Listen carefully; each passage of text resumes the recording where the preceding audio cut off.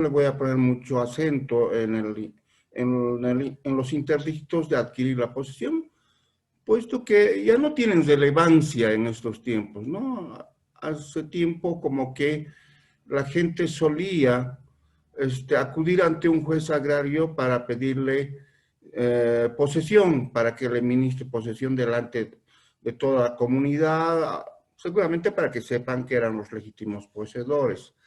Hoy ya no, no, la gente como que ya no siente esa necesidad, y yo les doy razón, no tiene ninguna relevancia, puesto que es un gasto insulso trasladar al personal del juzgado, preparar todo e incluso festejar la posesión con toda la comunidad, en fin, no, ya no tiene relevancia. Por eso que voy a hablar de los dos otros interdictos que son de retener y recobrar la posesión. Si ustedes se fijan en la Gaceta Judicial del Tribunal Agroambiental, van a ver que hay una enorme cantidad de demandas sobre el interdicto de retener la posesión o de recobrar la posesión. ¿Cuándo podemos plantear un interdicto de retener la posesión? Su nombre lo está diciendo, retener, conservar. Entonces, cuando alguna persona se siente amenazada, perturbada en su posesión legal mediante actos materiales, sean violentos o no, puede acudir ante el juez agroambiental, ¿no?, pidiendo la tutela de su posesión legal. Entonces, los dos requisitos que hay que observar para plantear un interdicto de retener la posesión es que la persona que está demandando se encuentre en posesión. Por eso su nombre es retener, ¿no? Uno, que se encuentre en posesión, y dos, que esté siendo perturbada esa persona, que esté sufriendo molestias esa persona mediante actos materiales violentos, ¿no?, en su posesión. Estos son los dos requisitos, ¿no?, los dos presupuestos que permiten plantear una demanda interdictal de retener la posesión. En cambio, el interdicto de recobrar la posesión, fíjense, su nombre lo está diciendo, recobrar. Si ustedes quieren recuperar la posesión, es cuando alguien ha sido desposeído,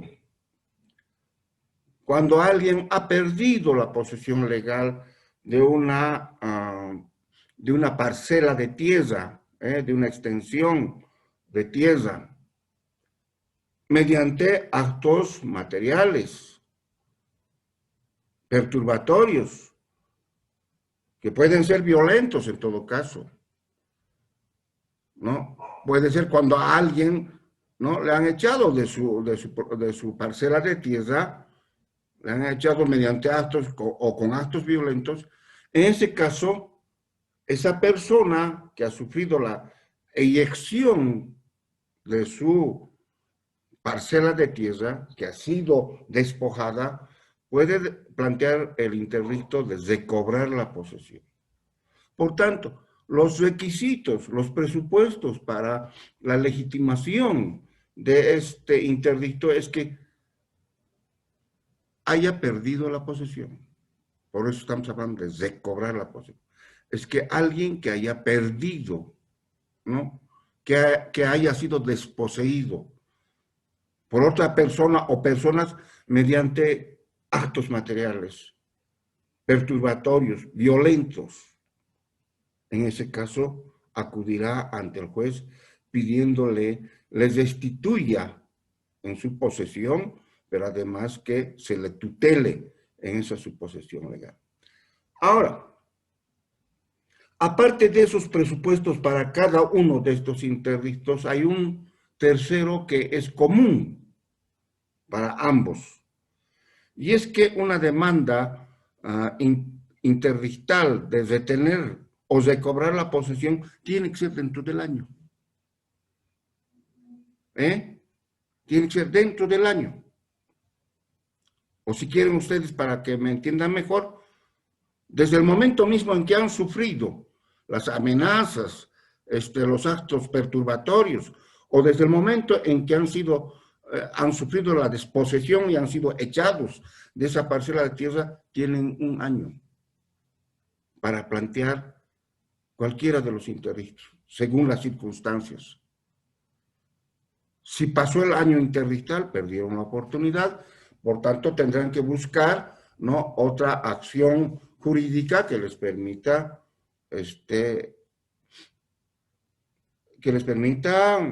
recobrar su derecho. ¿Se entiende esto? En cambio, para los interdictos de adquirir la posesión no hay plazo. Una persona puede pedir en cualquier momento al juez le ministre posesión delante de su comunidad. Entonces, esto en relación a los interdictos. Entonces, vean, hemos hablado de las acciones reales, estamos concluyendo con las acciones posesorias, y hoy tenemos que hablar también de las acciones personales. Porque el artículo 39 dice, ¿no?, mediante la modificación que sufrió con la ley número 3545, dice conocer acciones personales. ¿Y cuáles son las acciones personales, amigos míos? Son aquellas que provienen de las relaciones jurídicas que establecen las partes, las personas, o las personas con el Estado. Y generalmente entenderemos que las acciones personales provienen de los contratos que celebran las personas. Contrato de compraventa, de arrendamiento, y qué sé yo. El mundo contractual, ustedes saben, en el mundo, ¿no?, en el ámbito jurídico es enorme. Ustedes sabrán que las personas tienen libertad para realizar las operaciones contractuales que crean convenientes a sus intereses, siempre y cuando no vulneren la ley o no atenten contra las buenas costumbres. ¿No es cierto? Entonces, hoy vamos a fijarnos que en la Gaceta Judicial, por ejemplo, ya hay una buena carga procesal respecto a las acciones personales. Los jueces ordinarios ya no pueden conocer ninguna demanda sobre contratos agrarios, ni siquiera sobre la declaración de herederos. Todo ya es de competencia de los jueces agroambientales. En buena hora, digo yo. En buena hora. Porque se supone que los jueces agroambientales están preparados para aplicar la ley especial que hace al tema agrario, y sobre todo para velar por el cumplimiento de los derechos y garantías establecidos por la Constitución Política del Estado. Además de estas acciones reales, posesorias, personales, se entiende que los jueces agroambientales tienen competencia para conocer acciones que estén destinadas a la defensa, por ejemplo, del medio ambiente, de la biodiversidad, de los ecosistemas. Acciones que tengan que ver, ¿no?, por objeto los recursos naturales renovables, los recursos forestales. Tienen competencia para conocer acciones que estén dirigidas, ¿no?, sobre el uso y aprovechamiento del recurso agua. Acciones que tengan por motivo la defensa de la flora y la fauna. Ustedes saben que las competencias para el Tribunal Agroambiental están previstas por la Constitución, en tanto que para los jueces agroambientales por la Ley 1715. Pero tenemos que entender que en mérito a esas competencias, los jueces agroambientales tienen competencia para conocer en primera instancia todo lo que tenga que ver con el medio ambiente, los recursos forestales, los recursos naturales renovables, con la flora, la fauna, los recursos hídricos, en fin.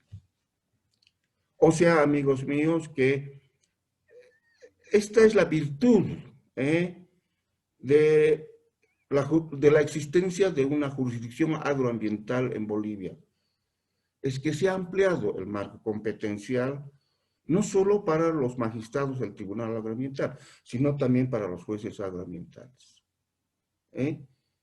Por tanto, esto supone que ojalá este nuevo órgano legislativo entienda y comprenda su obligación de entregarle al país leyes sustantivas y adjetivas sobre la temática que estamos revisando. Bien, entonces, amigos, pasada revista a las competencias tanto de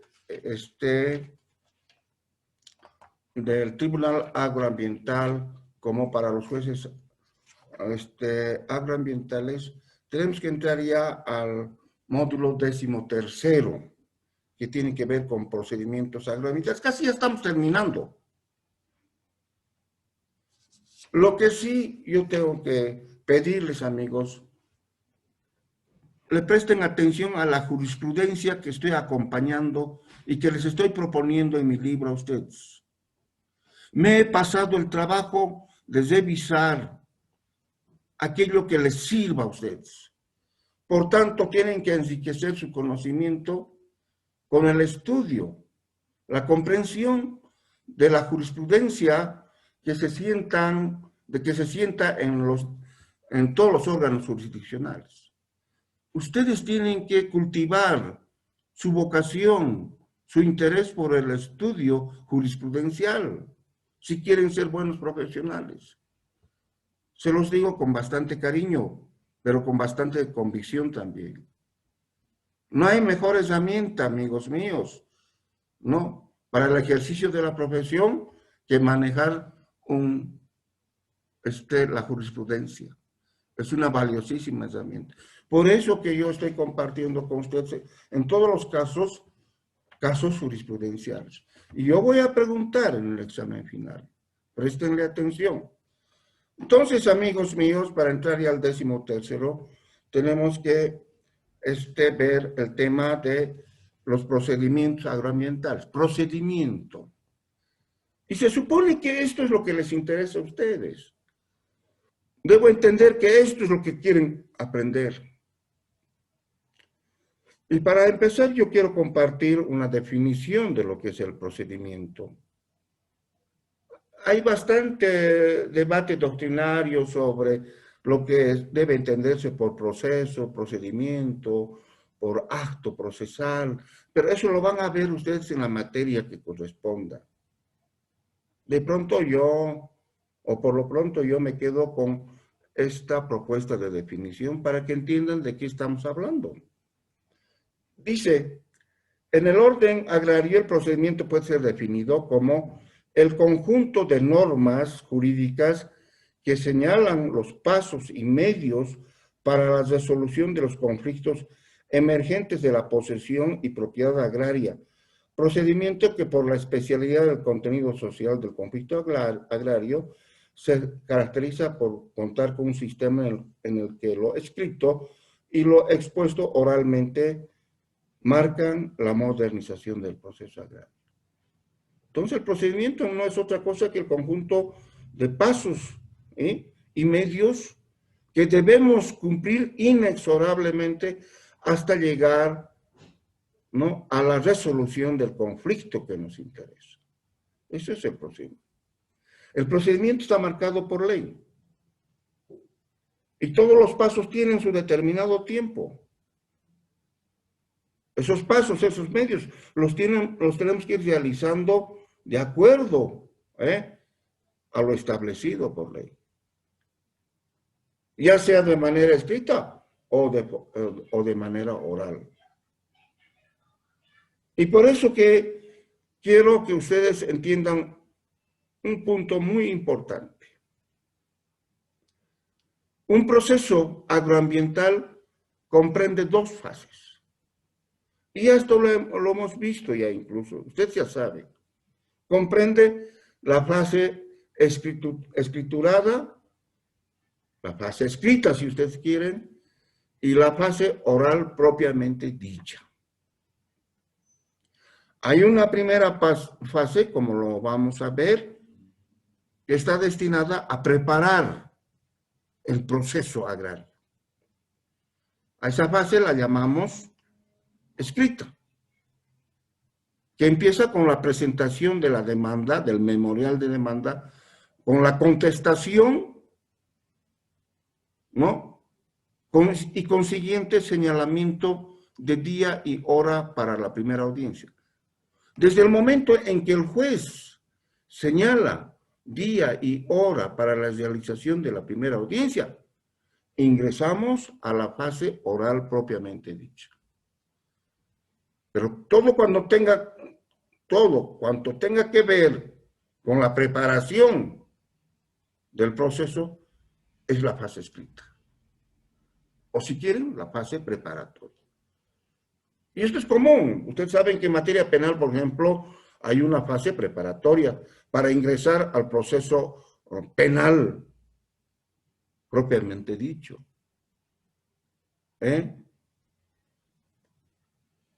Entonces, quiero que entiendan que un proceso agroambiental comprende dos fases. La fase escrita y la fase oral propiamente dicha. Ahora bien, hecha esta puntualización, yo tengo que compartir con ustedes los principios generales que hacen al procedimiento agroambiental. La ley 1715 dice que los jueces agroambientales tienen que regirse por los siguientes principios. Por el principio de oralidad. Y yo ya no tengo mucho que decirles sobre el principio de oralidad. He hablado bastante con ustedes en la clase anterior. Les he invocado incluso a que cultiven la oralidad. Y solo voy a señalar que este principio, el de la oralidad, es la herramienta más importante que ha permitido y está permitiendo la modernización de la administración de justicia. Que está permitiendo la humanización de la administración de justicia. La transparentación del servicio de justicia. Entonces, chicos, yo insisto en que cultiven el principio de oralidad. Y ustedes estarán viendo ya que el principio de oralidad ya es casi común a todas las ramas del derecho. En materia agraria o agroambiental, hemos avanzado bastante. Yo tengo que decirles otra vez que he sido uno de los peones que ha construido ese sistema. Para mí es una alegría. Por eso que comparto con ustedes con mucha vehemencia. El otro principio es, amigos míos, el de la inmediación. Yo en la otra clase había hecho referencia, cuando hablaba del Tribunal Agroambiental, al principio de la inmediatez. No vayan a confundir inmediatez con inmediación, porque hay casi una similitud en el vocablo. No. Tendremos que entender que la inmediatez es sinónimo de celeridad, de dinamicidad en la administración de justicia. En tanto que la inmediatez, amigos míos, debe entenderse como el contacto directo y personal que debe tomar el juez con las partes, los testigos, los peritos, con el objeto mismo que se está litigando. Eso es el principio de inmediatez. Y ya hemos dicho que la competencia en materia agroambiental es indelegable. ¿Por qué? Porque el principio de inmediatez así lo está confirmando. Un juez agroambiental no puede delegar pues a la policía de Sudáñez para que reciba la declaración de testigos. ¿Dónde quedaría el principio de inmediación? ¿Dónde quedaría el contacto directo y personal que la ley dice debe tomar? Y yo se los digo con convicción. Mediante el principio de convicción, uno recoge mayores elementos de convicción que le permite dictar una mejor sentencia. Y en mi caso yo le daba mucha importancia a la inspección judicial, irme hasta el lugar, no importa si llegara a pie, no importaba si era atravesando quebradas, subiendo montañas, pero hasta llegar al lugar y ver de qué se trataba. Eso es principio de inmediación. Pero incluso escuchar a la comunidad. ¿Por qué no vamos a escuchar a la comunidad? Eso es principio de inmediación. El principio, a ver qué más les digo. Paren, muchachos. El principio de concentración. Esto significa, amigos, que el número de audiencias tiene que concentrarse. Y en esto se ha avanzado. En el ámbito agrario no se realizan audiencias porque sí, porque así dispone el juez. No. El juez tiene que sujetarse a este principio de concentración y realizar el menor número de audiencias, a fin de que la prueba no se disperse, no se distorsione. Yo me acuerdo que cuando estaba juez, el Tribunal Agrario, así se llamaba antes, nos decían, ustedes tienen que resolver la causa en la primera audiencia. Y excepcionalmente en la audiencia supletoria. Digo, en la complementaria, perdón, eso quise decir, en la complementaria. O sea, nos marcaban que deberíamos realizar máximo 2 audiencias. Hoy hay ya una insana costumbre de los jueces a prorrogar las audiencias y realizan 3, 4. Ojalá no se distorsione, porque así lo manda el principio de concentración. El principio de dirección, por supuesto, amigos, todos somos responsables por las acciones que cumplimos en mérito a la ley, y sobre todo el juez. El juez es el responsable del principio de dirección. A él le corresponde dirigir la tramitación del proceso. El principio de gratuidad. No sé si la justicia en Bolivia es gratuita. Yo tengo mis dudas. Porque cada vez más se inventan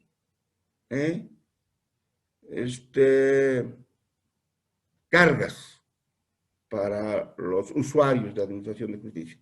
Lo que sí tenemos que entender, amigos, por principio de gratuidad, es que los funcionarios subalternos de la administración de justicia no tienen por qué cobrar absolutamente un solo centavo.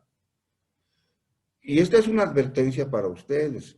Seguro estoy que van a hacer todo lo posible, y ojalá así sea, para ir a hacer su práctica en los tribunales de justicia. Y ustedes van a ver que la francatura de testimonios de provisiones ejecutorias tiene carácter gratuito. Antes, en mis tiempos, amigos, se cobraba. Y claro, porque no había computadora, pues.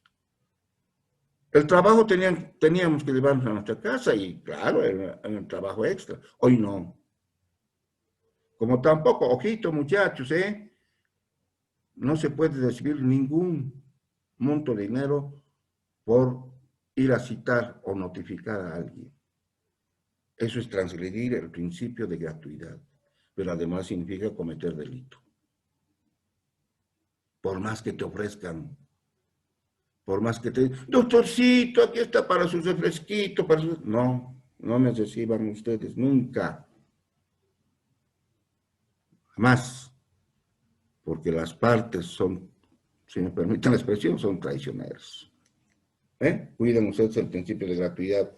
El principio de publicidad, se supone que todo lo obrado en materia agraria, sea en sede administrativa o jurisdiccional, tiene carácter público. Y esto significa que ustedes o cualquier ciudadano de nuestro amado país tiene derecho a acceder a la información que se quiera. Esto todavía es un tabú en el INSA.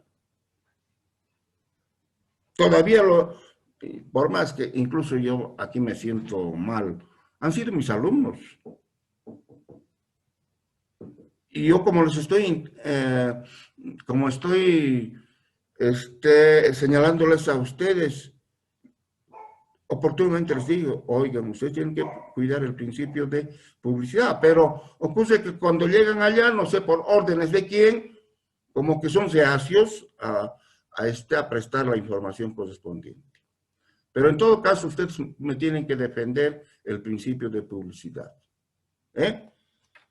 Otro principio, el principio de competencia. Hemos visto que la competencia está marcada por ley, amigos míos.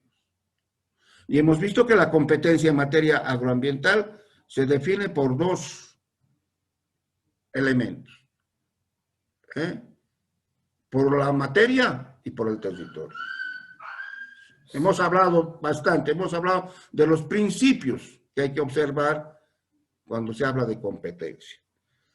¿Del principio de especialidad tengo que hablar algo más? No.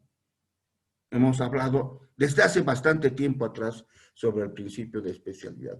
Y estoy seguro que hoy nosotros sabemos más que los propios jueces agroambientales en qué consiste el principio de especialidad. Hemos compartido mucha doctrina al respecto.